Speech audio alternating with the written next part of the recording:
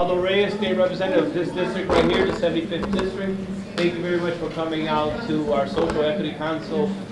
I'm going to call on it's a tour. It's a tour. It's going all around the state, and in conversations with Mr. McGee and his staff, Ms. Georgette and other people, we wanted to make sure that Waterbury was on the schedule. The Social Equity Council is not new to the state of Connecticut. It's been around since 2018. Representative Butler, Representative McGee, then at that time, and myself were part of the BPRC that led to the $1 billion funding for the state of Connecticut, which was $100 million per year for 10 years or thereabouts. So this is what it's about. It's an opportunity to find some funding for some projects, some expansion. Whatever ideas you have in your head, could even be a program. It could be as simple as some money for a program, and we're going to get into the details. Please ask the questions here. There are many other nonprofits that are coming, but I wanted to make sure that everybody was invited. Even if you had a small manufacturing or a small operations, you were still invited because you never know. But I know that one thing that Waterbury has, we have an abundance of service, but maybe there are pockets of things that we don't have, or that other things, there are things that you like to have, that maybe this could fill that void. Very seldom can politicians stand in the front of the room and say that the state of Connecticut has a pocket of money that's available to us. So this is one of those rare occasions, and I was very proud. In fact, I think Brandon and I were chairs of the BPRC when this passed. This is a big thing, and it was tried to be duplicated by many people, by many states in the country. Very few were able to get this passed. I will now leave you with my colleague from the 72nd District, Mr. Representative Larry Butler.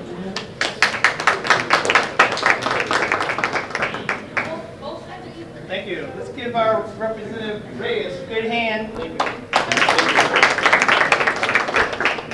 He does great work for the city of Waterbury, and we are in the heart of his district, so it's nice that he hosted this. So I'm always thankful for him and the work he does, especially working together to actually bring about this social equity council that is actually providing an opportunity to, as we have on these cards,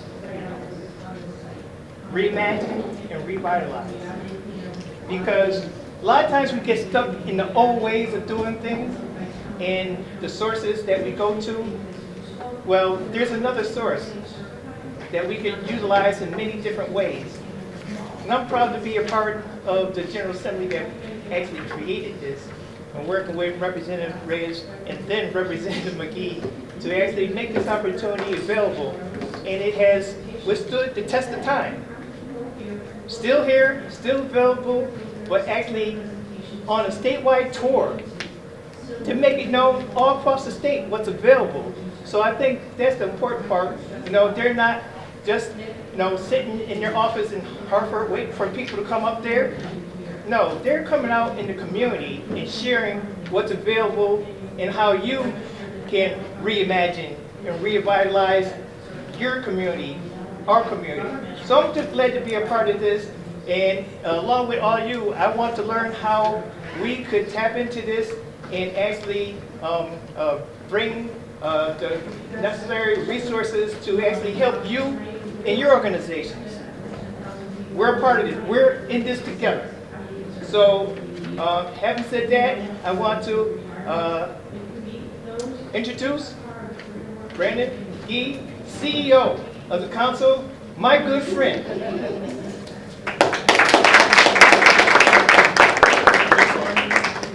Again, good evening, everybody. Good evening, Brandon. Good evening, Brandon. First of all, thank you all so much for coming out to learn a little bit more about the Social Equity Council, better known as the Council, and our R2 program, Reimagine, Revitalize. But I do want to share just a little bit of background information on the Social Equity Council so that we're all starting from the same place. The council established in 2021 by RERACA, or Responsible, Equitable Regulation of Adult Use Cannabis Act.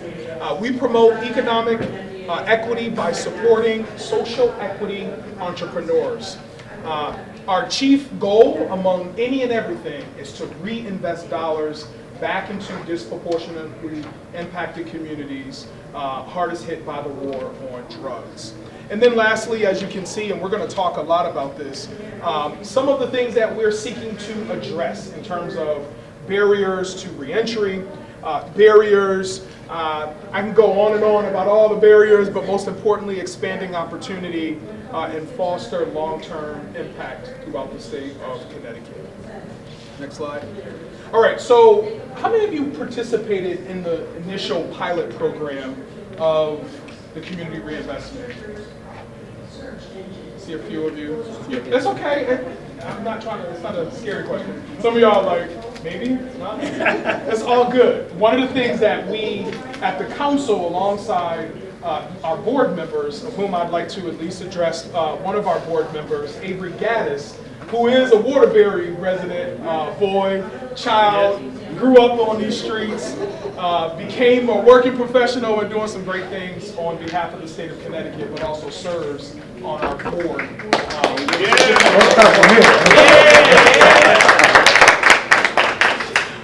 But the point here is we wanted to build on what took place in 2023.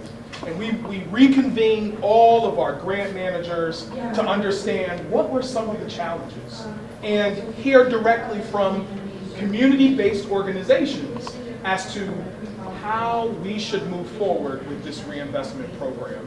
And I am pleased to say that United Way of Greater Waterbury was a part of those conversations to help us reimagine the process, ensure that we're clear and concise on eligibility, you name it. And so, following the initial pilot program, again, we took the time to learn and improve. We met with all the CBOs and grant managers. We gathered a lot of programmatic data to see what programs could potentially have the most impact. And that was coupled with a lot of Ustedes conocen tantas personas que tienen negocio que aunque sea 5 me recomienden, sería un agradecimiento. That was different. Okay. I like it. We're all here together. All right, cool. We're good.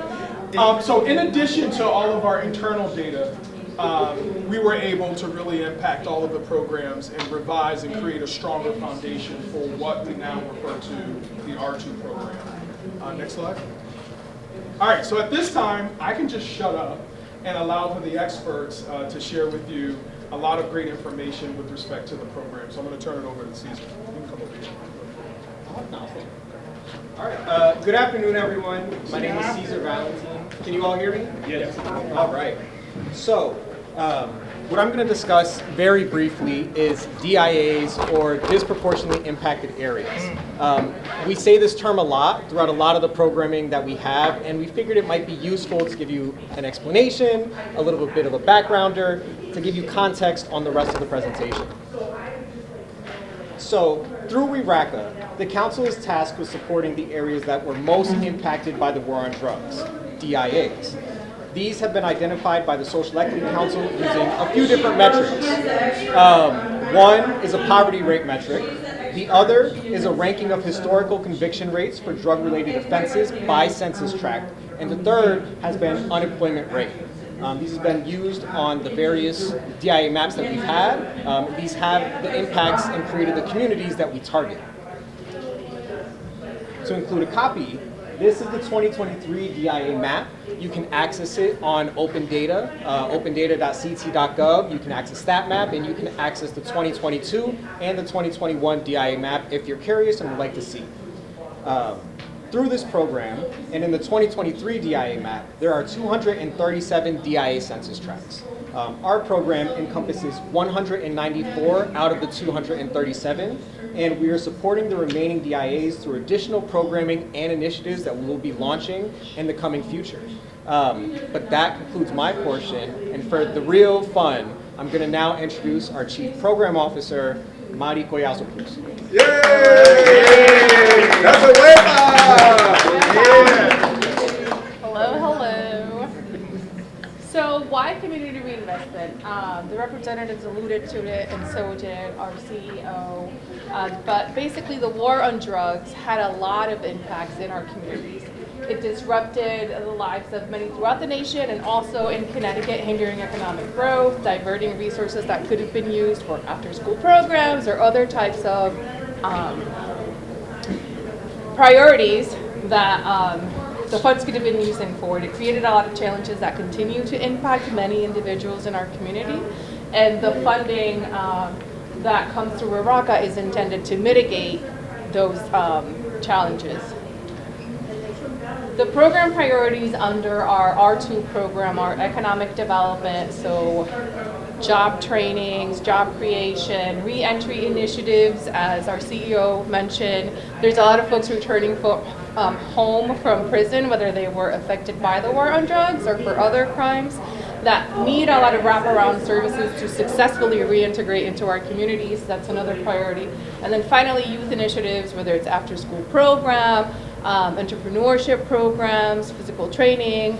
There's a whole list in our FAQs that you can access at the end of the PowerPoint slide that you have. What is the R2 program? As you've probably figured out by now, it is a reinvestment program that uses a portion of cannabis revenue, tax revenue, to be reinvested. So when folks go to an adult use cannabis store and they purchase a cannabis product, that product is taxed, and the council receives a portion of that tax to reinvest it into the communities. It is a competitive grant program intended to support the types of initiative I mentioned, and the funding will be spread across 10 different regions in this state, Waterbury being one of those regions. The program is not administered by the council. This is really important.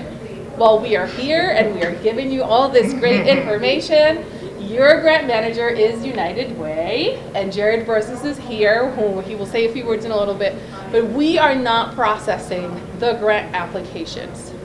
They are. So your questions have to be directed that way. And Jared, I don't know if you want to say a few words now, say hi, so people get to know you.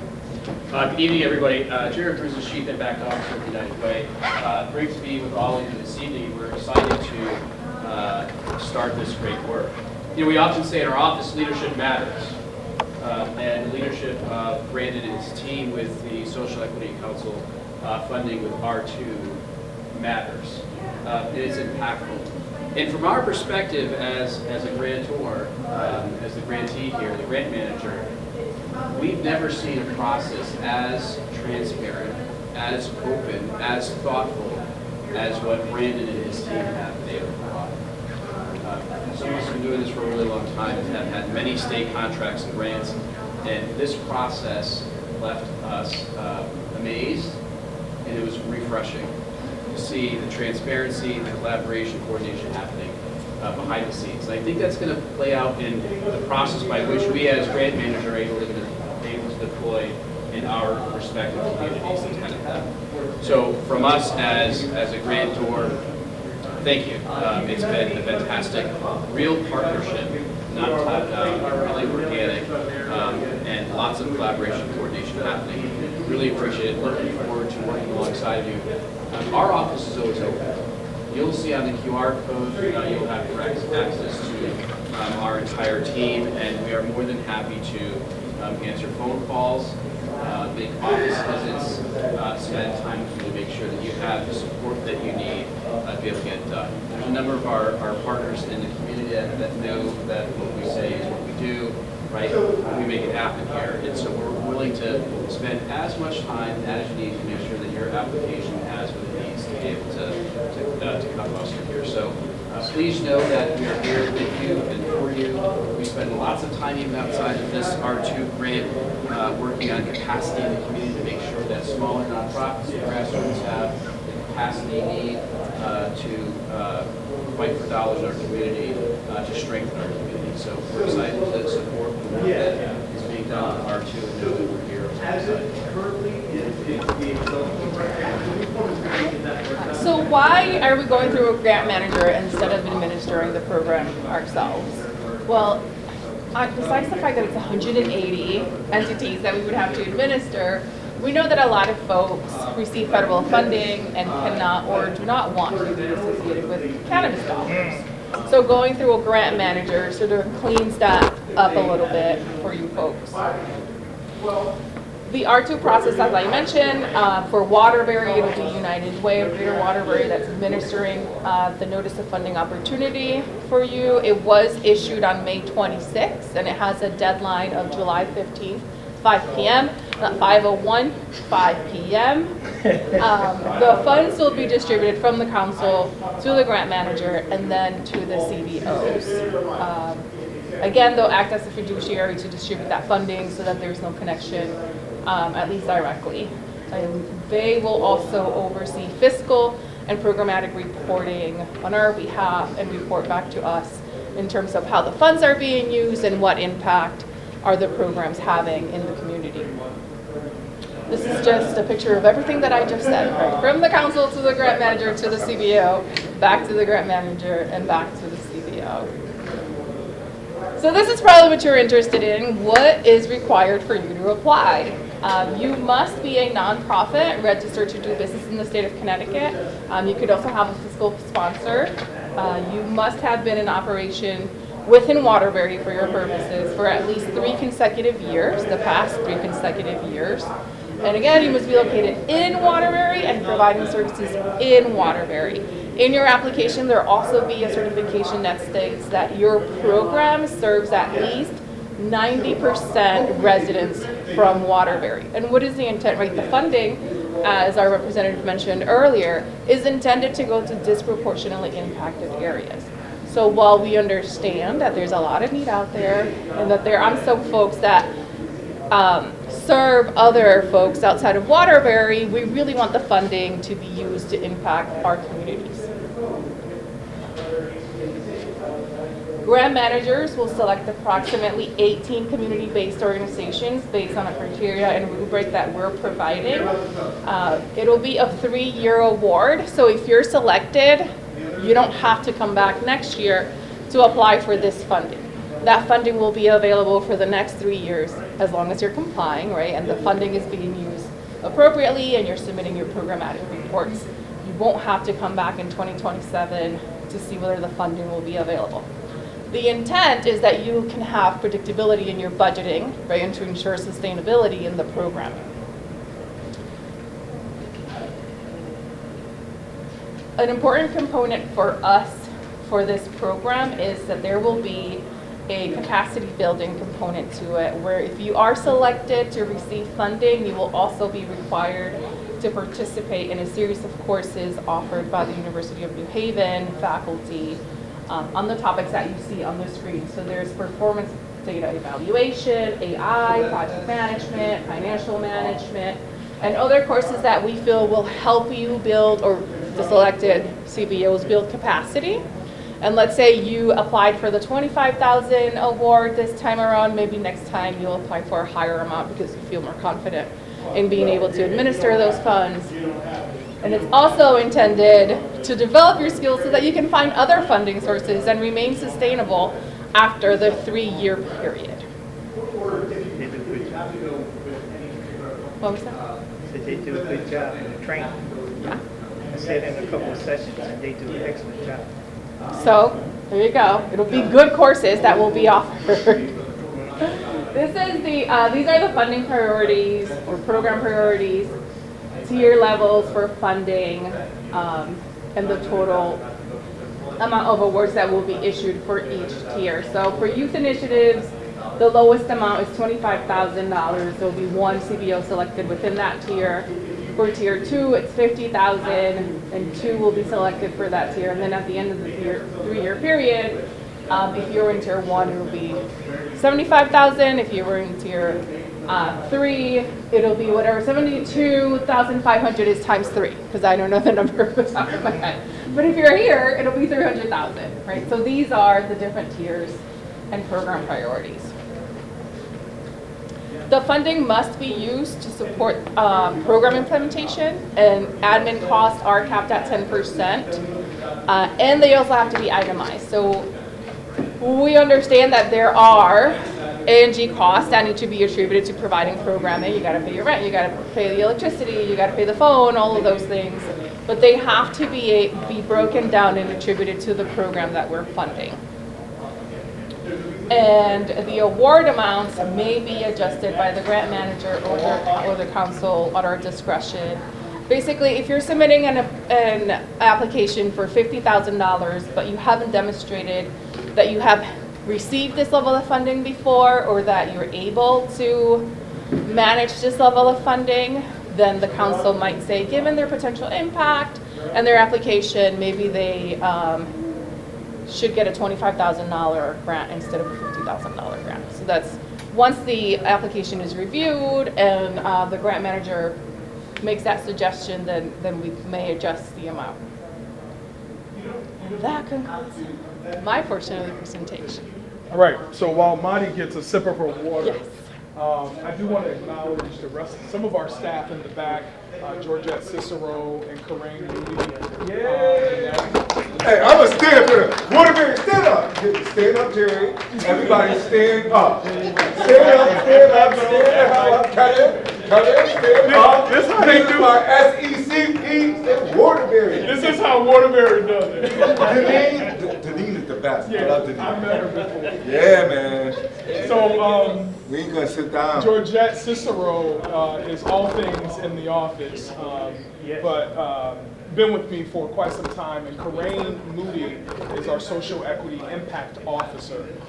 So, unrelated to community reinvestment, we have an industry side where we're working with many of our startups and folks who are interested in entering into the industry. And so we have a whole suite of business services there. All right, so questions? Shoot. Yes, ma'am. My question would be, will this be an invoice or would it be like the money like from? We love that question. So it'll be quarterly disbursements. I think we landed on there. Yeah, Jared? It'll be quarterly disbursements. So there will be an initial upfront amount, and then subject to compliance with fiscal and programmatic reporting, there will be quarterly installments that will be distributed. And the reason I say that question is important, a lot of nonprofits, unfortunately with the state of Connecticut, it's a lot of reimbursement. You spend, we give. And we know, right, organizations today may not have the extra cash hanging around. And so we wanted you all to have predictability, but it's also contingent upon your reporting. We got to make sure we're in compliance there.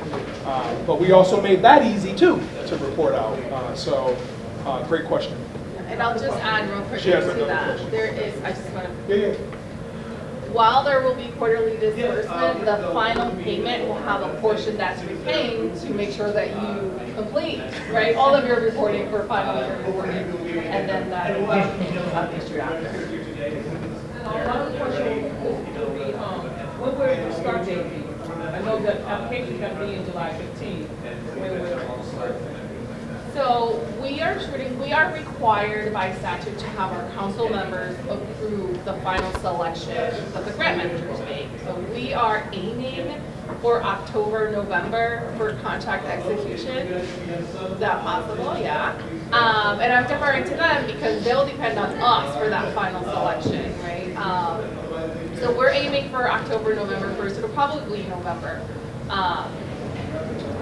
I know it's sort of out of the standard fiscal year that most folks are used to operating in, but our funds are non-lapsing, so you won't have to worry about that once you're crossing this. But November, that's the short answer. Yes, sir. Under economic development, projects what type of projects are you speaking of? Where housing, development, affordable housing, is that something that is eligible to answer the question of housing? So I'm going to go with no initially, because I don't know more of what you're doing, right? I don't know if your housing is for re-entry purposes or other sort of types of programming that might be supported to our program priorities. Economic development, when it comes to construction, there is a shovel-ready component to it, which I did not discuss. but thank you for asking. It's for programs that are, what I said, right, shovel ready, and they just need a little bit of gap funding to get them to that last sort of leg, right, to start construction. That is a component that is funded through the economic priorities. And I would just add, some of the organizations, housing authorities, et cetera, have applied for funding through the Community Investment Fund, and they may not have been funded, and you have a gap in funding. And your project might align with our objectives. That is an eligible project that we may consider in the proposal. I guess my question would be, what are the objectives? Because it has to, must it deal with reentry people? Can it deal with certain people within the AMI, within the DIA? The DIA area, neighborhood? I'll just say this, we're not dictating to you what your proposal should be. We want you to support whatever your mission is and articulate what it is, right? So our goal is to just reimagine these communities, and we want you to think freely on what your proposal is, and does that support your mission and our intended goal of creating jobs, housing, specifically for reentry population, but not limited to, because we have a program priority area around reentry for adults and youth. So, yeah, I'll leave it there.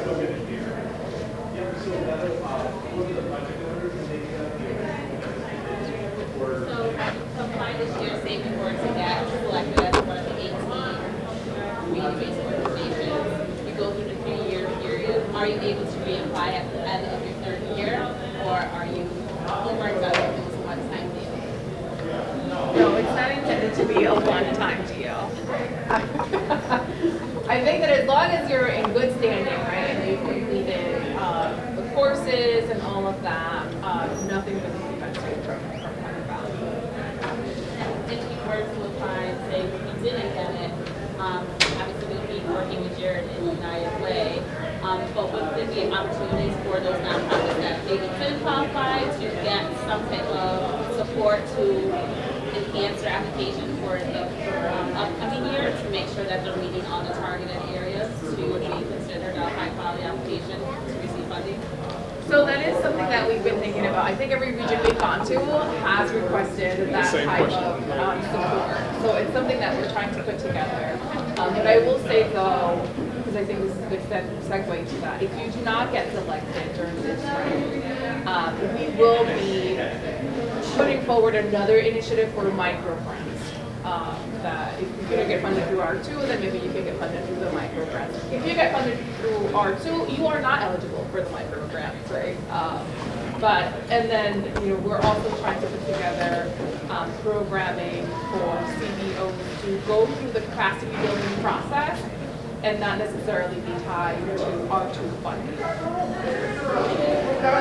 And I'll think back on that. As from a United Way perspective, we want to make sure that all the nonprofits are providing the community. So if folks aren't funded, even outside of the R2 process, we're here to provide support, right? And so we get calls frequently and all the time, and we've had some with Lee, right? And they were looking for some support, and they just got funded because we made something happen for them, right? So they were looking for something, they came to us, and we pulled the Funders Collaborative, and now they've got a flourishing program that's up and running. So we can do those things, and we will do those things.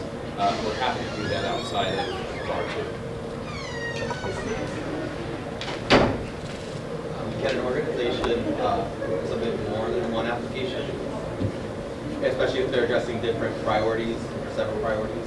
Yeah, so it's one application per organization, one program priority. So while we understand that there are many CBOs that serve multiple needs, we are requesting that you pick one. You are welcome to elaborate on that other initiative that you to make your application stronger, but we would only be funding one program priority.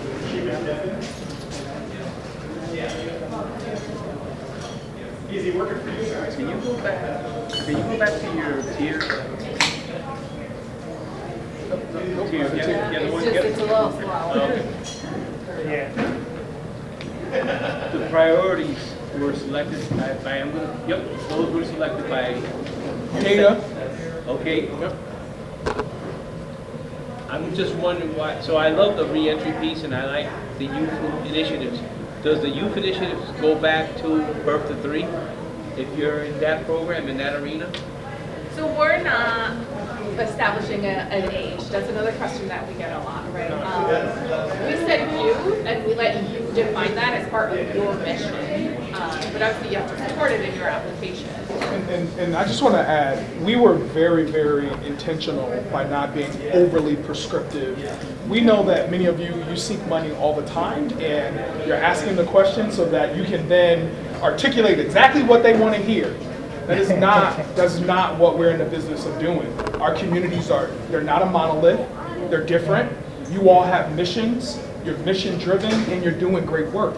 Articulate what you're doing based on the program priority areas.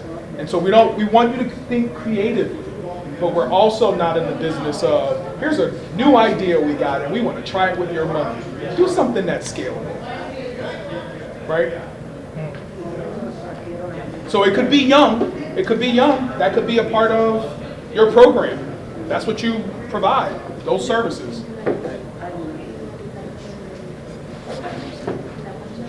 I love the youth initiative. I'm thinking that's very important. And even for the youth, right? A lot of times when we think about grant opportunities for youth initiatives, we think about at risk. We got to help not all of our kids are at risk. Most of our kids just need positive role models for them to help them make it to the next place, right? And so you'll see in the descriptions of each of these priority areas, it'll give you examples in your frequently asked question document and also on United Way's website. You can get more information, definitions of each of our program priority areas. Sorry, Rose. And the last question is on the economic development side, with a target of up to $200,000 per year. Does that, Per year. Per year, per year. So could that be applied to brick and mortar? Yeah, that's the same question the gentleman in the back asked. Yes, right? But we also know most development projects are millions of dollars and not our small little measly 300,000, right? And so perhaps it's the drawings, or the consulting, or it is literally closing funding gaps that you have in your project that you were unable to either fundraise or get from the state of Connecticut through SIF. And I keep leaning on SIF because I've seen a list of all of these SIF projects, and a lot of these projects are from our communities, our districts, right? And so if we could help put the bow on whatever project that will lend itself to our DIAs, our community, we want to be strategic in that. We want to be helpful. Okay, thank you, Brandon. And my last question here for you. Is there a dedicated person at United Way, or going through you, or is there going to be an admin for this? So there's a few of us. It's kind of all hands on deck. We each have different roles and responsibilities in this process.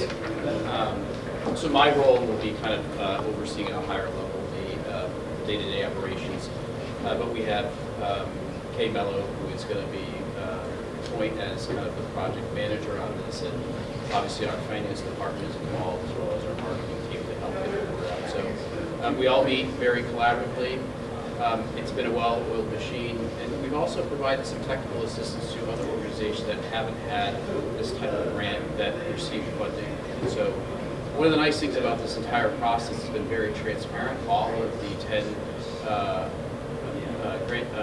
grant managers all are working together and supporting each other very heavily, and we provided lots of technical assistance. So I think in Waterbury we're pretty fortunate. We've got as United Way, not only do we do grants all the time, but we have internal skill sets where some of our staff have been working on state and federal grants for quite some time, and this is just another avenue of help.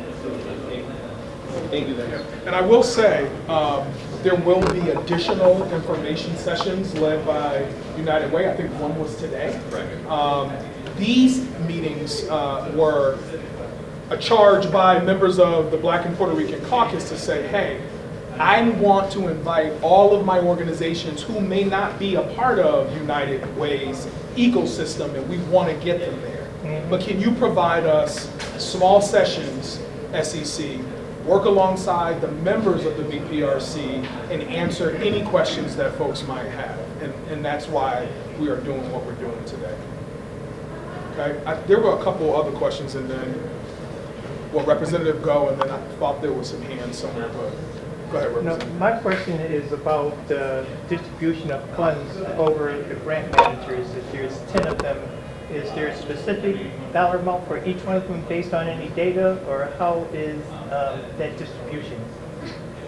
So each of the regions have $1.2 million per year that will be distributed. So Waterbury has 1.2. Over 3 years. Yeah, 1.2 million. It's quick math. Quick math. Global funding, 36 million. We got 10 regions. That's 12 million annually, then 1.2 each of those regions. Waterbury, you have $1.2 million that will support funding for 18 community-based organizations. Our grant managers, 120 a year, maybe 120,000, give or take, but it's capped at 120. All right. So it's equitable. It is not like United Way is making money off of this. I tell you, they're not. But we had to pay them. We hired them, and it's important to us. So in full disclosure, we're probably going to lose some money out of this. Absolutely. But for us, it's an investment back into the city of Waterbury. We're happy to do it, recognizing, we already look at the amount of time that we've been tracking on this. We're happy to do it, right? The community needs these resources. It's vital we get these resources out as quickly as possible. And no, we won't make really any money. In fact, probably will be losing on this. And that's okay with us. But we lead with impact. Right, that's right. I think the gentleman in the back. has a Yes, question I'm for sorry. Lou. I just wanted to clarify. Please. The money could go to either new projects or existing projects to help expand. Sure. Yeah. Well, When you may have a facility where you offer services, I'll just stick with reentry, and you want to enhance the space. Maybe you run a child care facility and you're adding on more space for more children, right? But the legal mind here, she'll clean it up. Because you said new projects, and so you have to have been in Waterbury for at least the past 3 consecutive years. I don't think you meant organization. No, that's You organization. meant construction It's projects. just like a new program or new project. Yes. Yes. So there's more information in the NOFO that you want to look at that will help clarify your question that you're going to want to take a look at. So there's some specifics there that might help you. We can help answer some of those questions a little bit more. She? Yeah, she can. Sí. Yo como presidenta del club. Much louder. Come on, Maria. Sorry. Buena. I love that. I love Yo that. como presidenta de Ciudad Infantil me preocupo mucho porque una de las cosas que más tienen problemas las educadoras es cuando se mudan a una casa que no es de ella, pues el lando no quiere que ponga cuidado infantil. Y entonces este proyecto me ha abierto bien los ojos, me gusta, porque ahora yo voy a ver si lo envío a las personas que tienen esas preocupaciones para que tengan su propia casa, su propio negocio y puedan echar su negocio para adelante, porque hay muchos problemas con eso y necesitamos mucho cuidado infantil en Meriden. Por eso estoy representando ahora mismo como presidenta a nuestra unión también de proveedoras de cuidado infantil. Es un proyecto que quisiera tener un poquito más de información, me encanta y quisiera apoyar. Gracias. Sí, la información está, no la tenemos disponible en español, pero la mayor parte de la información está en este. Sí, No sé si ya lo lo tienen, sí. And then I think the lady in the blue over here also had a question. Which is exactly there.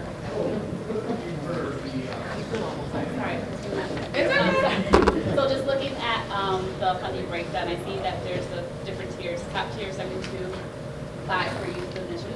Is that the max amount that is being provided for that priority? So each of the priorities, the max amount is that at the top tier. So yeah, for youth is 72,500, for everyone actually is 100,000 for community. But there are some many applications that we are maxing class at 72.5. So you would be applying for a specific tier. It's not that you can request within that range. You would be applying into a specific tier. So my question would be, if you're doing youth initiative and you're trying to start a new program, which would be up to re-entry, how do you combine them two? Like, So you have to Don't. pick one. you have to pick one. Yeah. Just definitely got to pick one. Okay. Yeah.